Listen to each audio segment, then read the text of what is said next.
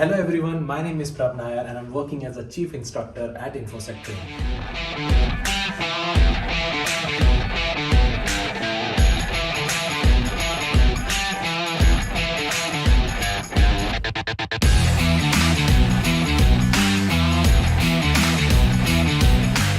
Hey team, welcome to the session on Coffee with Prab. And today we have a speaker, we have a guest, Mr. Krishnan. Krishnan is basically having a 14 plus year of experience in GRC IT audits, and he also involved in lot of volunteering kind of an activities on training part. I have seen a lot of folks who cleared the CISA, CISSP, and CSAM exam with the guidance of Krishnan. And Krishnan also contribute a lot of activities in the non-IT areas. And it is really an honor for us to have Krishnan for this session. Taking out the time in a weekend from the busy schedule is not a easy job. So, and giving back to society is one of our ethics. Correct me if I'm wrong, Krishnan, in ISACA and IC Square. Absolutely. And thank you so Absolutely. much. And thank you so much for taking out the time for this, Krishnan. And I'm sure this session which is talking about how to conduct internal audit and in significance of internal audit can be very useful for the aspirants who are preparing for the job interviews also, and they get also a very good glimpse from this particular session. So over to you, Krishnan. Yes. Hey, thanks a lot for that beautiful introduction. I couldn't have asked more, and it was really very nice, so kind of you. So No, you to deserve sum up actually, my Krishnan. To be frank, you deserve because thanks even a I lot. have seen a lot of your Thank you. blogs and you do a lot of write-ups also. So I'm quite Yeah, impressed with those not write-ups. So I thought you are the extensively, right but I have person. written down few. Yeah. So thanks a lot for that, Prab. And to sum up, I have around 14 plus years of experience. To begin with, I started my career from accounts receivable and accounts payable, typically from a finance side of Wow. it, because I'm being a commerce graduate. And then Uh, suddenly I found out some passion for the cybersecurity, especially, and IT audits, GRCs, and these kind of profiles. And I moved my career into these kind of roles more from this sense, and it made a lot of uh, sense. uh, And To be very precise with you, so that's where my expertise also. To you said I've been with non-IT areas as well, right? So even now until today, it gives me a lot of a subconscious thinking in terms of how a business can be improved, and IT and business can be integrated, which I'll talk to in detail later once we go into the mm, session. And yeah, it was not very easy for me, to be quite honest. And coming from a commerce background, breaking into this field, especially considered to be a highly technical field and the most sorted out after now. So it was very difficult then, with the God's grace and lot of support from other mentors. I cleared CISA and CISSPs and systems of the this field. And I thought, it is definitely worth to give back to the society, because like when I started with CISA, I remember that it was the introduction of the new syllabus, and I was one of the very first person to write that new syllabus in just 15 days, and I didn't have any materials whatsoever. So mm, relying upon the old materials to some extent, and relying upon the new materials to some extent. And I think I over prepared for that exam, which fetched me the first rank holder in Chennai as ISACA chapter, I believe. wow. uh, Wow. yeah. So in that sense, and second thing is that I always have a passion for mentoring people and teaching and guiding them. So that is one thing that is inherent to me, I believe. I'd always had this passion wherever I could give my expertise and the guidance to others so that they can achieve. I really do that.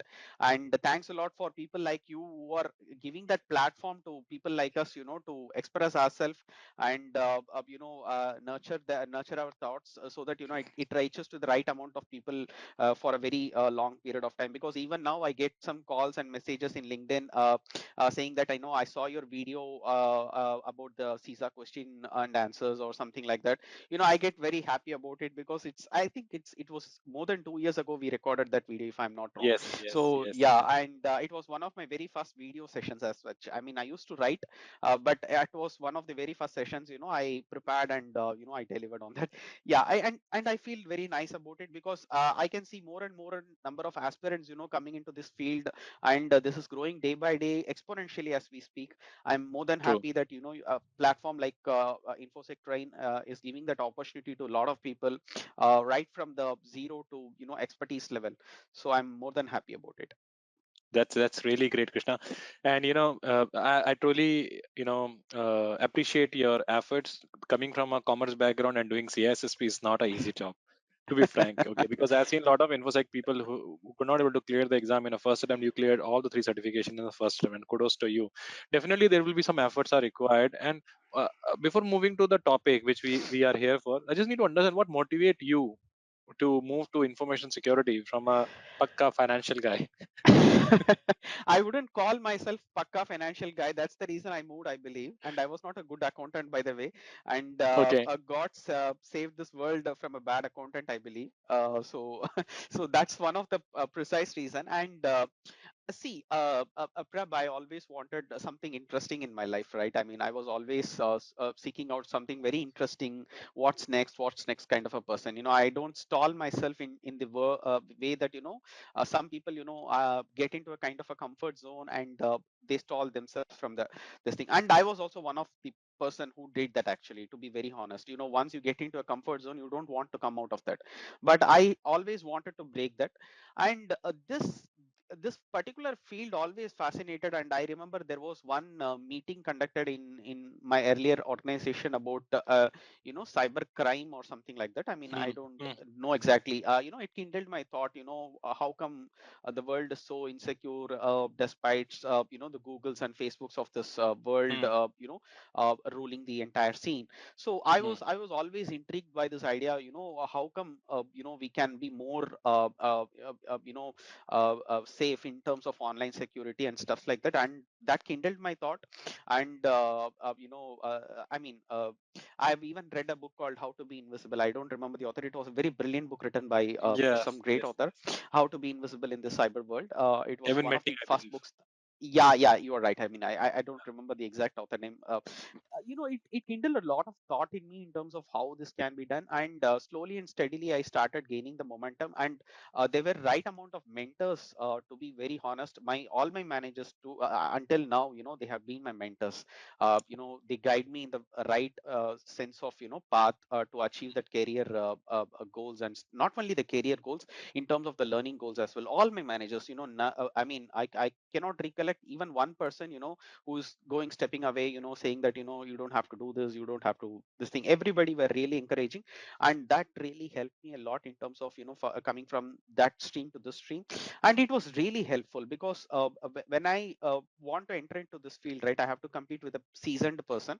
So that way I have to always stay on top of this game. So that's the reason, Okay. I always was equipping myself with the knowledge. What is that even now? Sometimes, I feel that, I don't have much knowledge on something core related to networks. I feel kind of a inherent discomfort when I discuss that. But that is just my perception about myself. But when I talk to others, they say that, the amount of knowledge that you have is far more than what we have. But it's not the case. I always want to equip myself in more and more thought. And after medical field, this is the only field I can think of, at least, wherein you have to be always learning, keep on learning Agreed. for the rest of your life, Exactly. right? I mean, Exactly. because every day there is a new threat vector, threat actor, you name it, and we have it. And like a COVID, there is something else that's going to come tomorrow or day after tomorrow. We have to keep ourselves updated. And and especially this last 2 years have been a kind of a bumpy ride in terms of the cyber world as well. Lot has happened. A rapid migration to the cloud world, which is still largely an unexplored area for True. my personal learning. So which I'm doing right now. So that's you are always on the top of your game, right? I mean, that's really fascinating for me to be in this field always. That's great. See, as I said, the threats are basically dynamic, vulnerabilities are basically getting dynamic. So, as a security professional, that make us motivated. Okay, keep learning every day and the stuff which is required. But I want to ask you one important thing, which is basically, before we're going to start the session, how Yep. important is the basics for the information security? It's everything, wherever, whichever level of expertise you go, right? It is ultimately, at the end of the day, what you're trying to achieve. right? You are a business, or you are either trying to protect the privacy of a person. That Mm. is the only two goal. Rest all, cybercrime, it's a human element, but Mm. when we see we have to protect the organization from a data breach or a kind of an attack, and CAA is the most fundamental thing that we need to achieve, True. right? I mean, True. confidentiality, integrity, and availability. Nothing more. You go to any level. I mean, even the biggest of risk exercises that I have seen, what is it going to have an impact on the CAA? That's the fundamental question that everybody True. needs to answer, right? True. So I mean, that is where even I feel more comfortable, because at a business level, people don't understand this language, and especially coming from a business and a functional operational background, I can Mm. crack this code very easily. What will be the real element if this gets to a perpetrator, Mm. if this gets to a kind of a thing. So from that angle we have to think, and the basics are very important in that sense. I can always say with a full confidence that nobody is secure in this world. Nobody is True. secure in this world, and it can happen to me. It has happened to me, and if this can happen to me, it can happen to anybody, right? Exactly. So that's the level of game that we are playing. It's a cat and mouse game always, though we are Mm. not in the kind of they show in a Hollywood movie or some kind of a Mr. Robot series. We are not in that particular kind of a world. It is always, you have to be on top of the game, especially That's very true. strong with your basics. Exactly. So, coming back to the same topic, so as we are here for the session on internal audit, and internal audit is also another important requirement for any organization. Yeah. So, I want to understand from your perspective, what is internal audit, and why we need this concept, why we need this in our organization, and how it creating a value for an organization, because definitely it's not a revenue generation for the company. Yeah. True. True.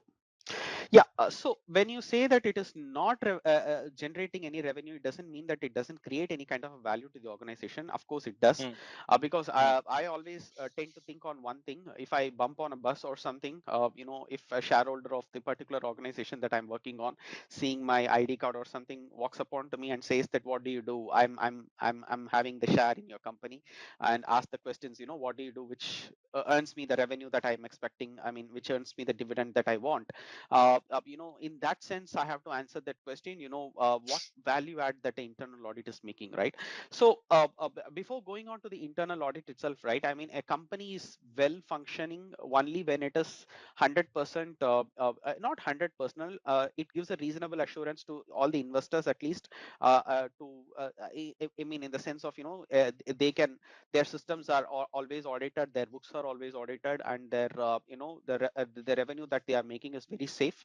So in that sense, internal audit is extremely important function, because it is an independent body, right? I mean, at the end of Okay. the day, many large organizations have the luxurious I mean, not luxurious, it's having the luxury of creating a line 1 defense, line 2 defense, and line 3 defense. But in a medium or a small time organizations, it may not be the case, right? Mm. But an independent body always gives you an advantage in terms of, you are not reporting to anybody, you are reporting to the board directly, and you can give the opinions based upon the factual accuracies. You have the charter in your hand, which gives you the lots of power over the entire Here, organization. sorry to interrupt here, Krishnan. Sorry to interrupt here. You use one word is charter, and when Hmm. I say, is it a mandatory to have an internal audit in the company, or what exactly? It Sorry, I depends interrupt you in upon the the middle. industry that we are in. It's okay. Mm. It depends upon the industry that we are in.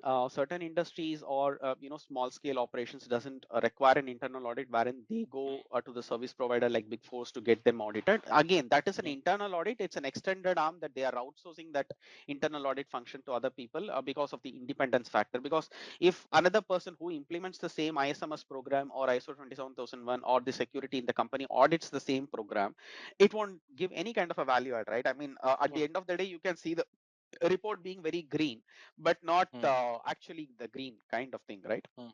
So it is very important, but certain industries mandates internal audit function. To my knowledge, banking is one such. Banking and financial sector is very important, because you are responsible to answer to your regulators at the end of the day, because you are playing with the public's money or the investors or the depositors money at the end of the day. And the health industry, again, a lot of other things, I mean, which requires the demand of the internal audit.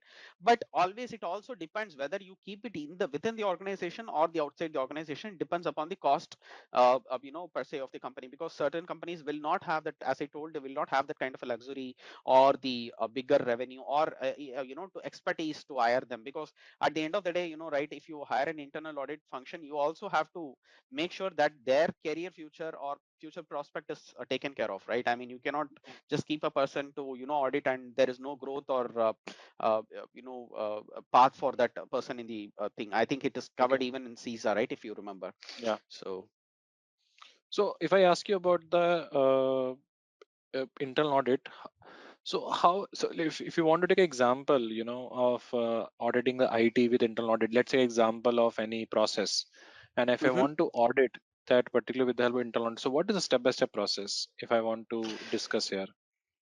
Okay, so if I want to first internal audit for an IT function, say for an example, right, I'm taking an application or a system or whatever it is, right? I mean, it can be a module to system or an application specific or a web application, right? So first we need to understand the risk it poses to the company when that particular application is kind of how much important is the application, right? Very important, because that is where we start our investigation. So first is the exercise is the risk and assessment, right? So what does that particular application do to that organization? You have to Before understand risk that. assessment, Or any other step we have? I'm sorry, but before risk assessment, any other steps we need to have? If I, there are because other steps uh, like in yeah, so if possible, inventorization. Krishan, if you can help us out with the things, what is the first documentations we prepare? No example, like It what is the depends first? upon company to company. There is a continuous audit monitoring process that happens. Hmm. They call it a continuous monitoring exercise or CAM exercise, depending upon that. But Hmm. always my start point for any audit is the risk assessment document, because the risk assessment is the one which gives you a priority on which you need to audit certain things. Because if it is a high risk area, depending on, so okay, so let me drill down from the level of governance itself, right? I mean, Yeah. so if you are looking from a governance perspective as well, based upon the internal audit governance, what does it say is that you have to audit the high risk areas every year, or you have to audit the medium risk areas every 2 years, or low risk areas once in 2 years or 3 years, or depending upon that. And you will be always in charge of the ad hoc audits which comes into the picture, or investigations that come So into the any picture, right? example of the high risk area when you're talking about? High risk areas, the sense the core business function relies upon that, right? I Like mean, finance. say for an example, finance. Say for an example, if it is a banking system, core banking system, that will be the high risk areas, right? Because it is Okay. the one which the banking sector relies on. I'm not getting into Mhm. any kind of a vendor specific modules or systems, but core banking system, sums it up, right? So it is very important from that perspective to start your risk assessments. How Okay. important, or how much of risk that is poses, that in case if this application has some kind of issues, and Hmm. the areas as well, right? I mean, the business areas, again, I mean, internal audit function is divided into IS auditors, data analytics team, business auditors, and there will be certain, depending upon the size of the organization and the organization nature of the business that they do, they will be having a separate stat audit team, separate tax audit team, depending upon that. But at the end of the day, everybody convenes at a board level, at a auditor in chief level, and they discuss these things very clearly. What is the risk for the next year?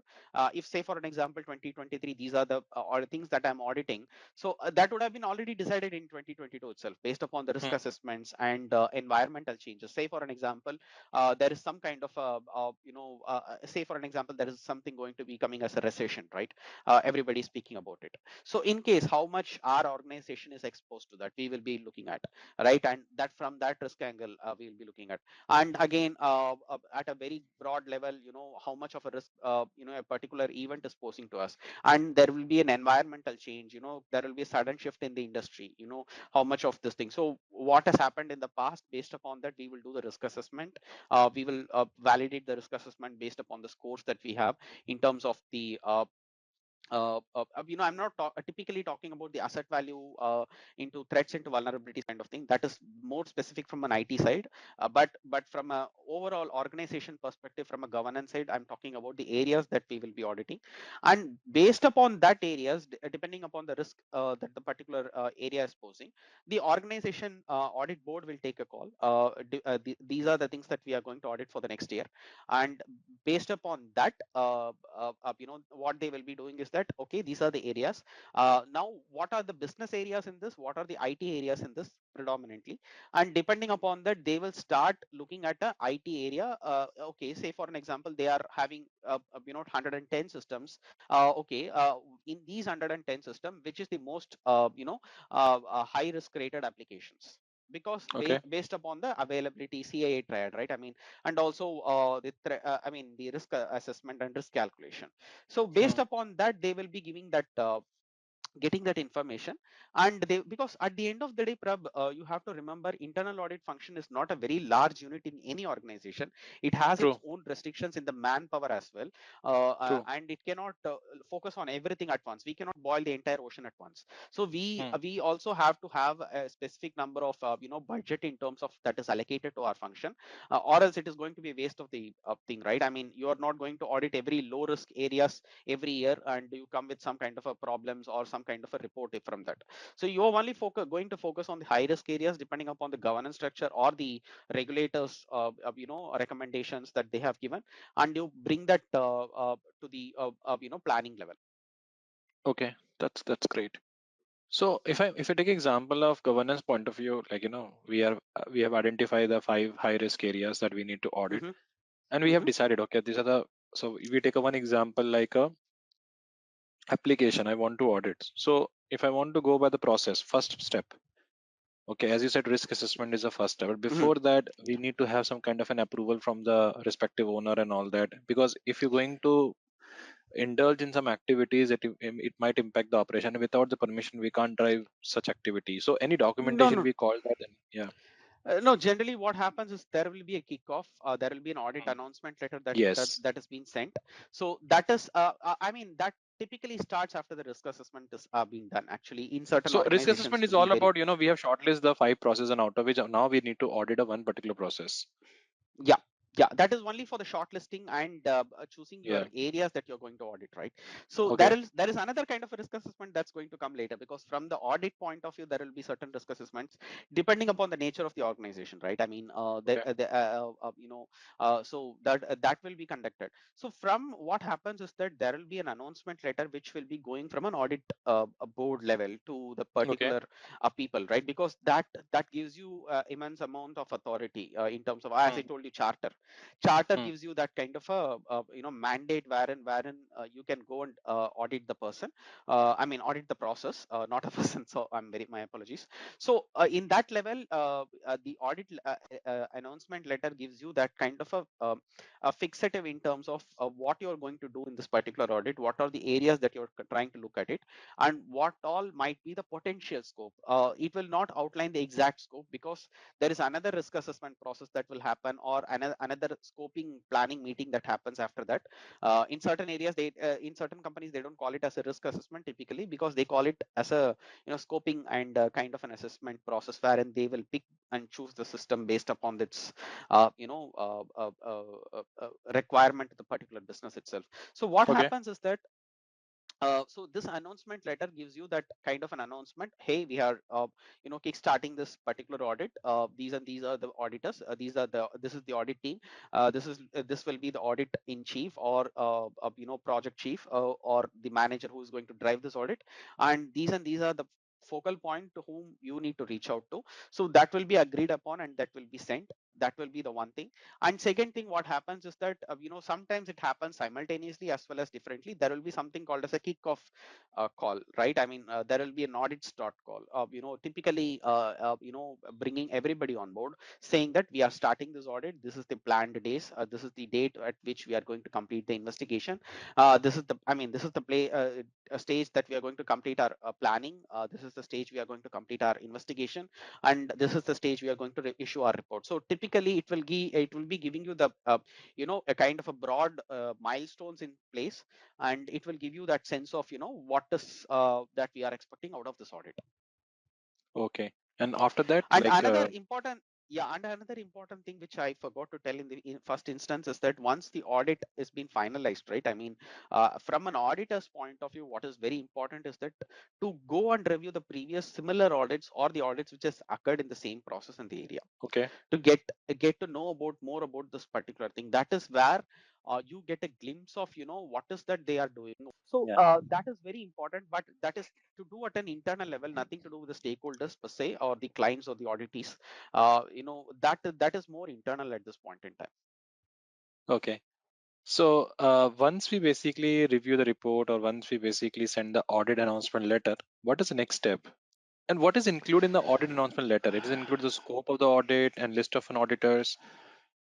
Yeah, that's what typically it entitles in that Okay. particular letter. But scope, in the sense, there will not be specific scope. In many Hmm. organizations, what they do is that will be an area of a scope that will be audited. I mean, the scope will be in the form of the areas that they are touching upon. Say for an Hmm. example, in IT audits, these, and if say for an example they're covering the infrastructure on a whole on this particular area, it will not be to the level of tooth and nail, right? I mean, it will be at a Okay. very broad level, what they are trying to achieve from that audit, why the audit has been conceived in the first place, right? So that will be Hmm. the audit announcement typically. Okay. Okay. Okay. And once we send with the audit announcement letter and all these particular activities, what is the next step actually? So as I told, as an auditors, we need to do our homework. That is the first step. Anything that we need to do, because as I told in the earlier stages, the systems are so dynamic. Today they are talking about cloud. Tomorrow they will talk Hmm. something called as rain. So you need to know, right? I mean, what is Kubernetes? What is what? How does from a basic level to But understanding a Krishnan, compiler. this is applicable in the case of when we having a multiple application. If you take a one example, like we are auditing a data center example. Mhm, Okay, so let's take example of one data center, and for that we have audit announcement letter and all that. So we have finalized. mhm. So from that Okay. point of view, if you take a very layman, because this audience will be the audience will be from IT, non-IT, so we Yeah, can I keep can it more understand. simple. So if you take example of a data center, so from that point of Mhm. view, we have said, okay, we want to audit the data center, and we send the audit announcement letter to audit the data center. So what is the Okay. next step after announcement So letter? Yeah. yeah, so basically, if you are asking me about the test steps, or kind of how we Exactly. proceed about a Exactly. data center Exactly. audit. So what happens is that the we will, as an audit team, we will convene in a meeting saying that these and these are the things that comes Excellent. into my mind. I mean, that's a pure brainstorming activity that an Mm, audit team does, right? mm, In terms mm, of what are all the areas that we can look at. Physical security is one area that's very mm, important area for a data security. I mean, data center, right? I mean, that mm, is one of the important areas, and how best the data center has the redundancies and physical security, and mm, in terms of how the data centers, I mean, servers have been stored upon, who has access to what. I mean, mm. you can say for an example, from the level of change, I mean, from the level of access, access can be further segregated into two things. One thing will be the physical access, another thing will be the logical access. Logical So access. Yeah. who has access, yeah, so who has access to the systems per se physically, as well as who has access to these systems logically, I mean, in the sense of user access, user ID and a password. So Mm, first, that can be a scope area, and second thing, the another thing that we can come about with is how these redundancies are maintained. For a data center, center redundancy is a very important factor, because if True. the data center goes down, right, what is going to happen? Is it going to have a kind of a active environment in some other data center which is going to kickstart the other data center immediately or instantaneously, or an active passive center wherein somebody has to trigger this kind of a data center manually in another location, right? So that is So, Krishnan, this is basically and the internal discussion, like, between the two auditors, they're having this kind of a discussion before we based basically upon the ask. risk, I mean, that it is not only about the two auditors. First we will get to know about what the data center is all about, what data Mm. it stores, right? From an audit perspective also we will collect some details, right? I mean, if But it is from storing from some from kind whom of a we can collect this information? audit, audit is the best Okay. source always. So Okay. these information can be collected from them based upon that, and we also apply our own theoretical knowledge, right? I mean, these are the things that we need to look into, kind of a thing. And one more thing that we need to always remember is that, as I told very clearly, what has happened in the past is very important, because to determine the present and the future, you need to know what has happened in this particular data center, right? There might have been a major incident, major Yes. breach, data security breach. So that Mm. that is again you need to look into. Again, another areas, how asset disposal, how they are doing, that is again an important factor in a data center, because if your hard disk or if your ssds are not disposed properly, that poses a data remnants risk, right? So True. you need to first get into all these details, what is their process, what are they doing. So data center is a very large area, that I would say, because it's an ocean by itself. But we have to scope in the high risk areas. What is the high risk that, if this happens, that is going to have a material effect to the organization. It is not only the risk it poses from a cyber world. It has to have some kind of a magnitude of a materiality to the the organization, because if a data center fails, say for an example, Amazon cannot afford a data center failure for half a even 3 minutes or 4 minutes on a billion, the Great Indian Sale, right? I mean, just sorry for taking a brand, but I'm just giving you an example that an e-commerce chain cannot afford that kind of a outage or something like that, right? So best is that we have to brainstorm all these things. We have to each area, say for an example, user access, right? I mean, user access, you have to come with a specific test steps. That is what is a very important thing, right? How you're going to test that, who all have access, who all have a privileged access, are these privileged access are being reviewed upon on a timely basis. It is a combination of ITGC, right? Hmm. ITGC and an IT security. So some people will say that, no, I'm an ITGC expert, IT security audit expert. But in my opinion, there is nothing like that in the IT audit world. It's a culmination of everything together, because user access typically is a security area. If you ask any layman, access is everything, right? I mean, but generally ITGC gives you the user access. And second Yeah. thing is that hardening standards, right? I mean, how do they harden these servers in the data centers? How are they maintaining the virtual host and other things? So many different things. If I say a data center, right, I mean, from the point of physical security in the sense, not only physical user access, but from a security point of view, are the employees allowed to take their mobile phones, USB drives into the data center? Okay. Are the unwanted ports are being disabled from a those kind of things, everything we need to look into, right? So these informations are typically given to us by the auditees themselves, saying that these are the things that we need to look upon. And there has been some kind of a similar incident in another competitor's environment, we need to look into that. Or there might have been a new regulation which would have stated that this should be hardened like this, or this should have been documented like that. And again, a very golden important source for that particular data center, or this thing will be coming from the organization itself. In case of a large organization, Okay. there will be a policy, standard, and a procedural document. These three things we Mm. need to take into account, right? at, Data at any center. given point in, yeah, data center, how to maintain a data center kind of a thing, data center policy or data center standards, data center procedures. Procedure goes to a very deep level in terms of giving you how you need to do that, in terms of dictating, how you need to specifically do that. And in case available, you can always check the guidelines as well, which is not a mandatory document, I would say, which is it's good to have as well, that Mm. that also can be done. So if you get all these perceptions and details from you, your analogy becomes more stronger. I mean, the level of detail that you collect from an auditee's level of details you connect from a governance level of details you collect from various different sources. It gives you a 360-degree of overview how Purity. what you're going to do. Okay. So once we basically having these discussions and all that, what is the next step? Like, we had a discussion about documenting a possible threats, possible asking about the previous audit reports and all that. Then what is the next step after that? So next step is that you typically go to the auditees and say that, hey, Mm. we are going to look into all these areas. Are you Fine. comfortable with that? Are there any kind of a If they said pre-identified no, issues that you have identified? if they said Sorry. no, if they said no, then So see, we have to get a rationale why they are saying a no, right? I uh, mean, there should be certain rationale, because we are mm, not just kind of reporting to them. We are reporting to the board at the end of the day, or a regulator who comes up back and say that, hey, why haven't you mm, audited this area, right? I mean, if a mm, regulator comes and says that, okay, fine, you have done all these things, but why haven't you not done this? Because this is a very important thing, right? So we uh, need to get a rationale on why we are not doing that. For whatever it but you is, cannot be if they Arnab don't. Goswami, right? Nations want to know. Definitely not. Popular, contrary to the preconceived notions, auditors are not kind of some kind of a dog watch or I mean watchdog or a police kind of a thing.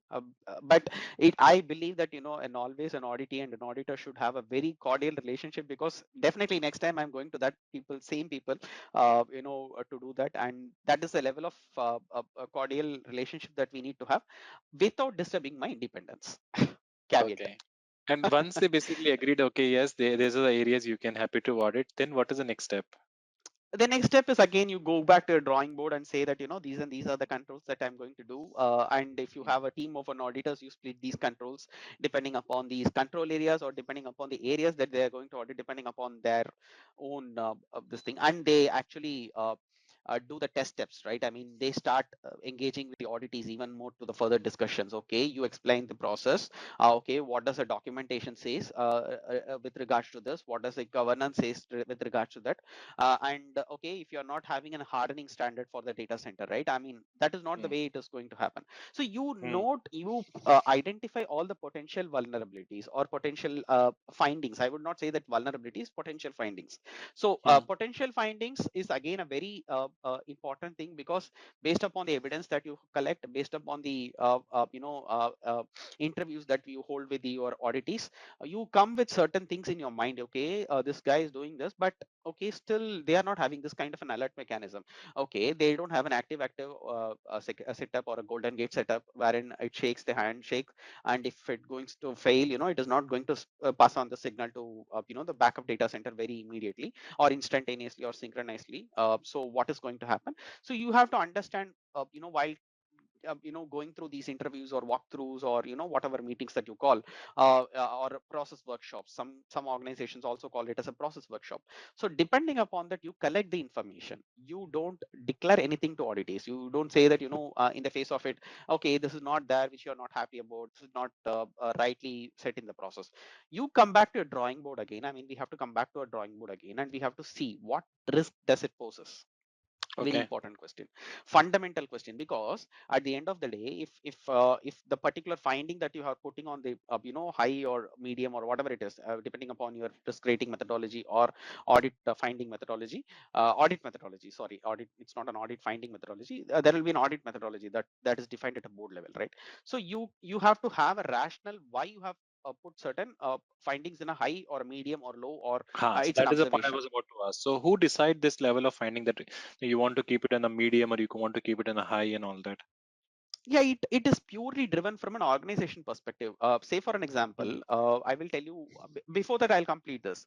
So you mm, first potentially identify these issues. You go back to the drawing board. You identify what risk does it really poses. I mean, if that is not going to be a risk to the organization, it's just a trivial. It's so trivial to the organization, it is not going to have any kind of a material impact, right? So you again understand the risk that it poses. Then okay. again, you have have a engagement with the auditees, saying that okay, this is what we conceive at this point in time. Do you have anything to say at this point in time? And they will say that, no, we have this documentations, and you again review that, if it is satisfying you. At the end of the day, one thing that we need to clearly prefix in our mind is that, auditor's job is not to give 100% assurance. It is always a True. reasonable assurance that we talk about, right? So if it is reasonable assurance, what we are doing, right? So okay, it doesn't give me a reasonable assurance that this is a secure process, right? Hmm. So from that angle, you drive that. So again, you go back to the drawing board. What level of risk that particular process is identified for that area, Okay. at an organization level, right? I mean, organization level risk management practice will say that, these and things are high risk areas to organization. True. You drive the audit finding to that level.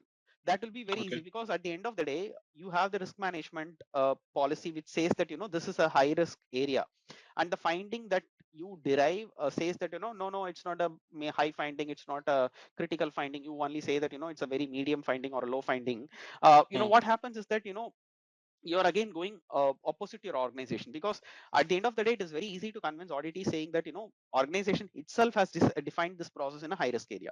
We are not Okay. coming with a particular analogy or particular theory about it. So organization itself has defined this particular in the risk, high risk areas, which might have an impact to the organization. And one of the very important thing an auditor should definitely do is that, depending upon the area that you audit, right? I mean, you have to have an impact analysis. If this Okay. happens, if this fails, if this whatever that you conceive happens, I mean, what is going to be the material impact, or a business impact, or a value impact to the organization? That is very important to convince both the auditors, auditees, as well as, in case if somebody is doing a quality check on your audit later, Okay. say for an example, regulators. So you have to have a materiality impact assessment done, saying that, if this is going to happen, this is going to cripple the organization, because if they cannot afford that kind of a particular downtime, right? I mean, it is going to affect their business. Say for an example, if Amazon or Flipkarts or some other e-commerce, right? I mean, they cannot be unavailable for 4 days or 5 days, right? True. Because of a DDoS attack or some kind of a this thing, because to their data center, right? So how the again the areas that will be one of the areas we would have looked at, it is a networking, right? From the data True. center, how secure it is, and what are all the measures that they are taking, whether all the lines are encrypted, do they have additional intrusion prevention, detection, and all these kind of firewalls and settings, all are there or not. So we have Hmm. to think from that angle, and derive at the audit finding, and we have to get an agreement from the auditees. Then you say that, this is based upon the organization's risk management procedures or risk management standards. It is a high finding or a critical finding, or a medium or a low, or even sometimes Okay. it can be an observation as well. Observation is a very trivial kind of a thing. Okay. Okay. And then, like, once you basically document the risk associated with that, what is the next step after that? You preparing a report? So preparing a report is a very important thing, but before even that, you have to get your factual accuracies correct. You have to get a finding evaluations, finding confirmations from your auditees. You Hmm. make sure that you have all the substantiative evidences in terms of that whole process, right? I mean, you would have done a population testing, you would have done a sample based testing. What if Hmm. only one sample is caught in this whole thing, which is, I mean, again, you might auditees, generally, I mean, risk team auditees, they always have this tendency to challenge, right? I mean, that is how we also get to the brainstorming level and get the the particular fact out of that. So you have to make sure that all the evidences are preserved properly. That is very important thing, theoretically as well as practically in the organizations. And Hmm. what does it say, what does it imply, right? I mean, you are saying, you are making an statement saying that, all your disks are not being wiped off properly, and before redeploying into some other servers or some other lower environments. Hmm. But the auditees will come back and say that, no, we are doing this kind of a process which is anyways going to wipe the entire thing, and say that Hmm. you have to do again an impact analysis and say that, okay, is it really solving the entire thing? Is it really addressing the risk that we are foreseeing here, right? So from that level, you have to be very clear in your documentation, because documentation stands as an evidence for the next record retention time. that is going to remain Okay. forever. I mean, it can be picked up by a regulator, it can be picked up by anybody, because you're signing on a document which is going to give a highly opinionated, factual opinionated, Hmm. document which says that, because of certain things I have found out. What if you have not found out any kind of a finding in that area which would have been very obvious to you, right? True. So True. you have to relook in. I mean, I always worry about the areas which I'm not having any findings. In fact, Okay. from the critical thinking is very important. What if kind of a thing, Because why it is evidence is happening. important, because if you cannot challenge someone. First of all, you finding a gaps in someone's process, and without having an evidence you challenge them, it's like a backfire. It's just a more you concern. you cannot make a statement just like that out of thin air. One thing. Second thing is that you have to have a very strong backing for that, whatever that you're saying, right?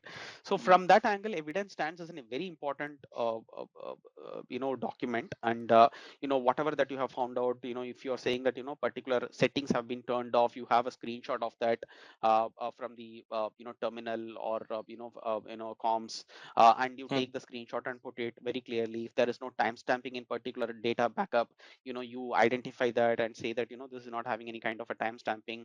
And for disaster recovery, they haven't tested any of their backups, which is lying for almost ages together. But they haven't tested.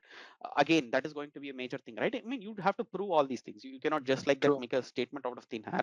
And very clearly document it, evidence it, get it validated by the, because you are understand. See, again, very important thing is that all the auditors are not expected to learn the entire process, right? We come in the True. middle and go in the middle.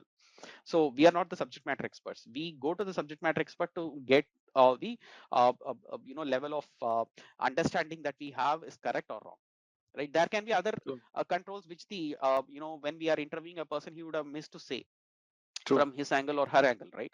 So that plays a very important role. Okay, that guy said like that, but we also have this kind of an a backing up mechanism which will take care of this. We have already thought about this. So Okay. that is very important. So another important element when I say about once we basically have evidence and everything, how we basically prepare the report. Any recommendations you have for preparing a reports and all that? See, recommendation in terms of preparing the report, you call out what it is actually. Basically, you call out Okay. if it is going to be, something which is not happening as per risk methodology, as per standards. What is your governance says? What does the audit methodology says? Very Mm. important thing. So you call out what you are looking. I mean, giving in the report. And I also, it is also given in the CISA book, I believe. You write a report in such a way that none of the teams are demotivated from that report, right? I mean, they would have done a lot of 100% of their heart and soul work into that particular thing.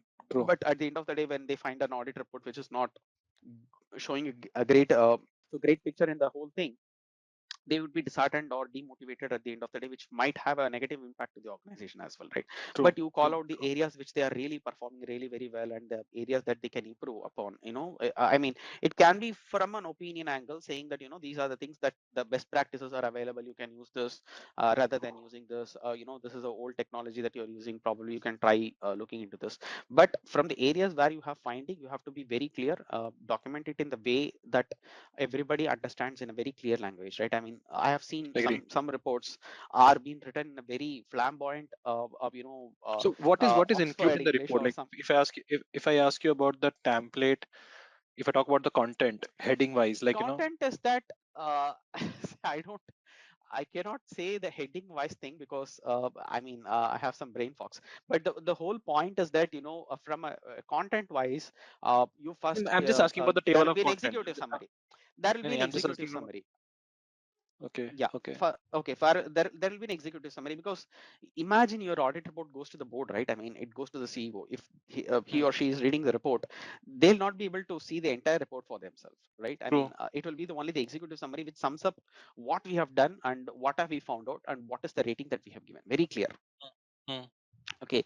And from that, you again come back one step later, you say that these and these are the things that we audited, these are the areas that we looked into, these are the IT systems that we looked into, these are the specific controls that we looked into, what are all the specific core scope, and how this is performing. See, every area, like it accumulates, right? I mean, in an audit report, it is not like overall you give a report rating. No, it is not like that. Rating is not overall. It is basically derived from each control area or each area that you are looking upon. Like, and that is where the difference of internal audit and the control line of defense 2 comes into the picture, right? If you are in defense 2, you only specifically audit certain set of controls, but in internal audit you have to audit the controls which are in place, and you have to also think about the controls which are not in place in an True. overall umbrella level, right? So what happens is that at each level you have to give a rating that this is this process needs an improvement, this is a significant finding in this, there will be a critical finding in this, there is a high value finding in this, there is a medium, there is a low, there are no findings in this, satisfactory. No findings is typically called, I mean, all the organizations that I've worked for is they call it satisfactory. So what is that it gives from a But very Christian, clear again, angle. I'm sorry. Again, I'm coming to the same point. As I said, okay, Mm, details are there. We have mentioned. I'm asking mm. about uh, when we say about story of content, like content heading, table of content, A introduction, table of title. content, that's what I'm just it asking about the differs to. layout of the report. Yeah.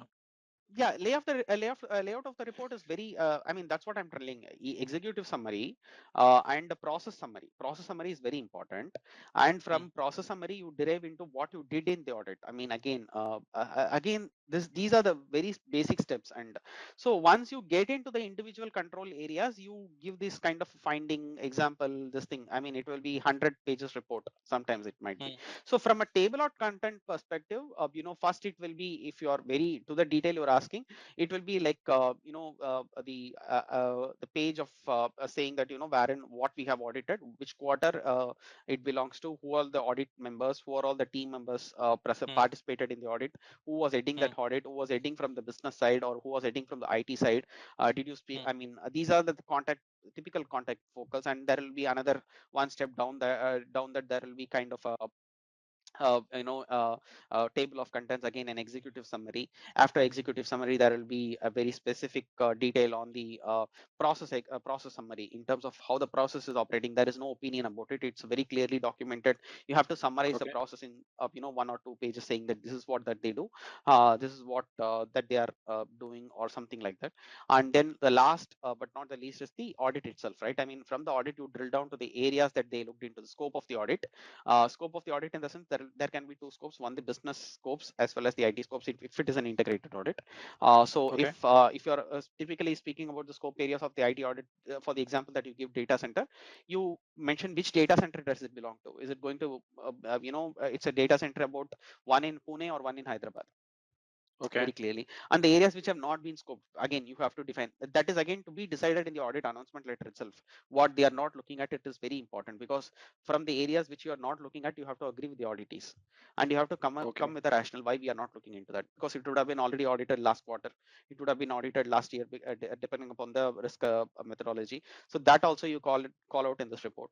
And again, very clearly you document what are all the control areas, what are all the high level descriptions about this particular control areas, what is the control description, what is the risk perceived from that particular I mean, what risk it mitigates, the control mitigates what level of risk. Those kind of summary details you give. And then you go to one level down again, what are all the areas, what are all the themes that you tested upon. You give your Mm. opinions based on the evidences, and you write a summary about that with the evidences. These are all the things that I saw, these are all the screenshots. You can object you can attach a document as an object, you can attach anything very clearly saying that these are all the things that I looked into, those kind of Okay. things. And finally, at each level areas, what is your result on that. I mean, what is the collective result on that. Say for an example, that change management control requires a needs improvement, or significant finding has been done in that particular areas, or a critical finding, depending upon the risk posture of that or impact, how the particular finding has come out. Okay. And last but not the And least, the conclusion. I that's hope it great. answers. So Yes. That was a point I was asking about. So once No we basically worries. prepare the report, Krishan, once you prepare the report, we so what is the target audience to whom we share the report, or like we directly share the report, or do we have any kind of a consent from the respective parties? See, even in the stage of reporting, there are multiple stages involved. I mean, you go to a potential finding, then Mm. you come back to a drawing board, as I said, again there will be a closure meetings that will happen. First thing Mm. that you share is a draft report. This Okay. draft report will go through several iterations. I've seen 10 iterations as well happening in Okay. organizations. So what happen, I mean, definitely it doesn't happen that level of this thing, but what happens is that this draft report gives them a comfort in the beginning itself. Okay, this is what you're going to expect, and this is what they are going Okay. to fight for. I mean, we would have had something critical, but they will come back and say that no, we always have this compensating controls. Why don't we downgrade this to a high or a medium? So that True. level of discussions do happen, based upon which the face of your report will change, right? but Okay. but what eventually happens is that at a reporting level there will be several iterations that happens, and you Mm. keep the management informed, both from the audit as well as the auditees, their management also informed. And Okay. once we are agreeing on everything, finally the audit chief or chief auditor or the director, or Mm. they will release this report. We don't have an authority as an auditors, we don't have an authority to release the report. They will Okay. release the report, and they will store this particular report in the particular repository which they want to. And the target audience will be based upon who are all having interest in that particular area, right? I mean, the stakeholders basically. So Okay. that will be going. Okay. And once we basically release the report to the audience and all that, like do we have any other step after that, or what exactly? There is no specific steps basically, but what happens after that is very important. Generally people overlook into this particular areas. One of the important thing is that you have to have an agreement or a plan in motion to address the areas which you have found out as a potential I mean the findings, basically the Okay. findings, right? So what happens is that you record all these findings in a system or a tracker, or some kind of a place wherein you set target dates, get it agreed by the auditees themselves. These are the target dates that I can address these issues, and you start Mm. following upon it. That is a very important Okay. step, because once an audit completes, right, I mean, the life cycle is not complete. Actually, the life cycle completes only when the particular issue is addressed or the risk is Understood. avoided. Okay. So, matlab, once we basically complete the audit, also like we have a follow-ups, and we basically discuss the, we have a follow-ups on the findings and all that, because that is how, because he auditor is also responsible for closure those findings, because they have to answerable to their management too. Not necessarily the auditors are responsible. I mean, as a collective, audit team is responsible. But Okay. imagine that audit recommendation would have fallen on some other person, or the audit finding would have fallen upon some other auditor who will be picking upon it, or there will be, depending upon the size of the organization, there will be separate team working upon these kind of follow-ups, and they will Hmm. be making sure that it has been closed.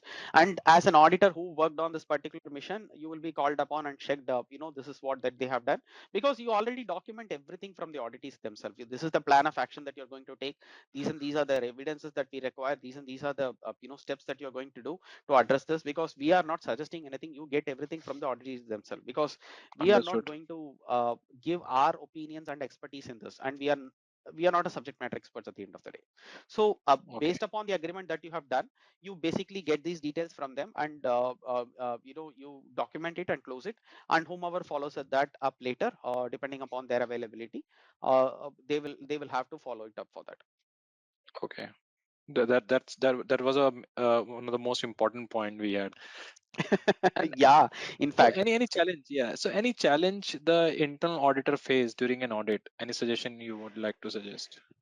See, generally, what I always say to my mentees is that, being an internal audit is not a light function. At the end of the day, you are signing on some report that the board is going to evaluate, or the regulators are going to come and check, right? So we always have to have this kind of a non-opinionated thought process and a very critical thinking. That is very Hmm. important at a grassroots level. And one of the core important areas that I always recommend to people is the soft skills that you need to develop. That's the very right? most important, because first of Yeah, all, you're finding a yeah. flaw and you're not soft in nature, then it is also creating a trouble. It is not about being soft or this thing. See, the Yeah, whole point is that, how do you make sure that the auditee agrees on the finding that you have done? It is very yeah, valid finding. You know that very well. Then the yeah, entire audit team knows that. But how do you yeah. communicate that? Right? I mean, the right set of communication skills and the soft skills are very important. How do you convince them? Right? So that is a Because very important thing. when I basically face the same issue, I was very arrogant in that case, because see, we have fine, you have to accept. So I understand that it that happens. won't generally work with many people at any given point in time. We're all human beings. Their ego is at stake and your ego is at stake. A maximum that kind of a friction can be avoided in a very subtle manner. That's what at least it has never happened to me. I mean, it has But happened to me but do when I you was. face any but do you face any kind of an issue? Like, do you face any kind of an issue like that? See, typically what has happened in my case is that since I've been in line of defense to a typical controls assurance team and then Uh, coming into internal audit, I know how these teams generally tend to react for a finding or this thing. So being in all three lines of defense and being in uh, operations, I know myself that, for an audit finding, what are all the rationales that, everybody can come with. That is always an advantage. Play that to your advantage, right? I mean, you were always available in both sides of the coins, and you uh, know very well how these two functions work, and uh, that makes things very easy for you in terms of to convince them. Okay, this may not be the only audit finding which will address only the audit issue, but you always have some business issues as well which you are teething, having some kind of recurrent issues that's happening in the business. Once you address this audit finding, it will also address those issues. You have to term in mm, their language and put yourself in their shoes. That is a skill. Probably, I'm not really good at it because I've seen really brilliant people doing great stuffs in that particular thing. But always there is a chance of escalation points. If I'm not uh, talking with my counterpart, my boss talks with the auditee's boss and then gets it convinced, or at a board level it can also come. So there is no point in saying that sometimes it doesn't work. I mean, it happens. I've seen that it is happening. I cannot deny that fact, but we have to be very little bit smart in terms of how we play in that game. that because I face the same kind of issues where it creates some kind of a challenge, like uh, that you know I was trying to convince them on some particular findings, and they were saying, no, Prab, that is not possible and all that. Okay, doesn't matter. But later on, I I got to know that I should be very punctual, and we should be very good in terms of telling them about what is right, what is wrong, because by end of the day, we are the one who find the findings in their process. So I understand. I truly understand, and that is something I learned from my first audit, because I was a little bit arrogant. Yes, I am a CISSP, Yeah. and how Yeah. dare they challenge this thing and all that. My caliber, how can they challenge? See, what happens typically is that this equation even varies when you're being audited by a third party, right? I mean, if Mm, you're audited by big four, this equation changes, and if you're auditing within your own company, it changes a lot. So because at the end of the day, internal audit is an extended arm of the organization, right? mm, But what happens is that if a third party is coming and auditing our organization, we tend to say that no, just to save our heads in our higher ups, we tend to say that that can go a little bit ugly. But see, I have seen both the sides, so I don't have any specific comment on this. That's what I can say. But it can be toned down a little bit. We can say that why we are explaining this as a rational, what it might add as a value add. That can be really, we can sell that in that mm, sense. Value add is a very important thing because at any given point in time, they have to hire a separate consultants to give additional value adds to the organization. What else I can cater? What else? How can I resolve these issues? Or a Lean Six Sigma person, and mind you, I'm also a Lean Six Sigma person. I'm a black belt certified person. So I okay. know the pain of, correcting, wastages in the organization, right? So, how to address these kind of things and, uh, give our opinions based on that. I think definitely a logical person would bite unless and until they are very egoistic, or other gamut of people. Yeah, that's true. That's true. So, if someone want to make a career in internal audit, like what is the skill they required for an internal audit to become an internal auditor? So internal audit, I would say that it's not for freshers. Okay, so that being said, it has to come with years of expertise in business or IT or whatever it is. I mean, you serve in a function, you serve in some kind of an operation, and Mm, then you develop the internal audit skills. The caliber might be very different from the regular auditors who has been trained all along in their entire career as an auditor. I mean, many people join these kind of organizations, right? I mean, small firms, and they get the auditing experience right from the articleship, or right from the clear. So internal audit is a very mature function, wherein mm, you at least have some kind of a perception about how things operate in the organization. mm. How does the money goes out of the organization? How does the money come into the organization? So that is what, at the end of the day, the play is all about, right? What kind of an earning that you're doing. Hmm. If you're earning billions and billions of dollars, nobody's even going to bother about what you're doing actually, right? That's true. So that is the fundamental bottom line. You understand, once that is understand, everything will fall into place. Like Okay. once Amir Khan told that, I get into the head of the character and everything falls into the place. That is very true for the internal audit. You get into the bottom line of the organization, everything falls into the place. Yeah, and somehow, it is also very important for you to understand, because if you're just taking internal audit as a job, you'll not able to enjoy. But if you take internal audit as a passion, you'll enjoy, because it is a game of skill. It is a game of thought Y- process. yes, What indeed. is your thought on In this? fact, for any other job, it's the same case, right? I mean, Mm, my example is the best example, right? I mean, I was not very good at accounting, so I switched the sides and I'm now enjoying my job, right? I mean, I've literally seen places which I thought I wouldn't even imagine to penetrate there, right? So that is the passion which should drive you. Any job for that exactly. matter, Prabha. Any job, maybe even if I'm doing some kind of a job which might not be very attractive. Hmm. Now I'm finding it very attractive to say that I'm in cybersecurity. That's a kind of a generally, I hope you understand that, where people do think about. But see, it's Hmm. not about the attraction or the law of attraction I'm talking about. It is all about what you really enjoy doing that, Okay. and what motivates you to come to office every day, right? That's the most important point. Yeah. So yeah, and being an internal audit, it is not that, as you said, I mean, I politely disagree with you, because at the end of every audit and before start of next audit, you are almost Exhausted. I mean, in fact, as a kind of probably at that particular 15 or 20 days, you will not even know what to do. Hmm. That's true. sometimes That's true. sometimes that is It happen not in even easy. I you'll. mean, once you have experience of that area, then I don't think so.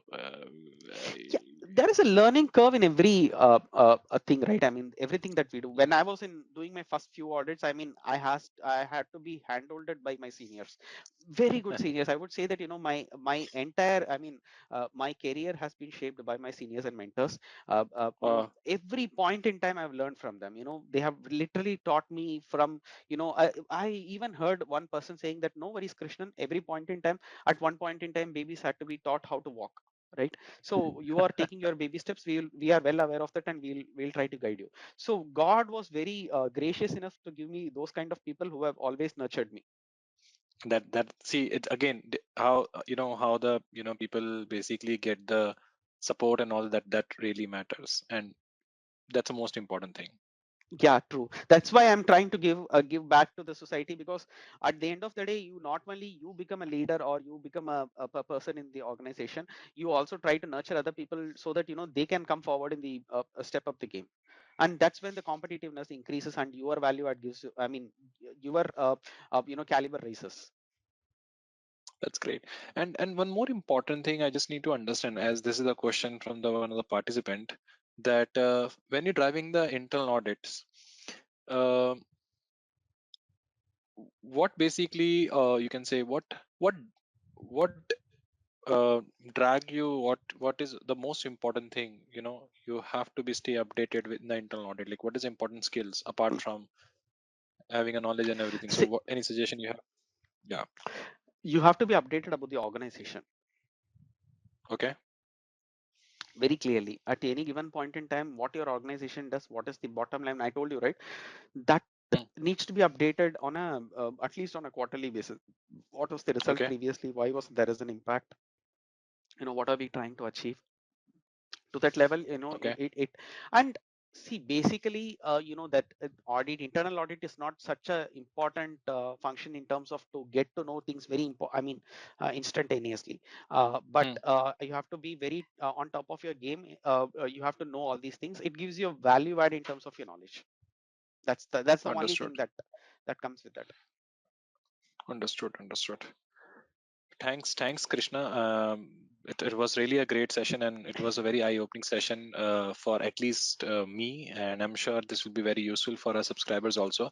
Do you have any last-minute tip you want to suggest to our L- participants Last for minute internal tip audit? will be, not only for internal audit, my one word will be always like, I mean, follow your passion, right? I mean, passion has brought me here, and definitely I'm sure that everybody who's aspiring to be an auditor, I mean, I always get pings in LinkedIn and saying that I want to become a CISA, I want to become a CISSP, how can I start my career?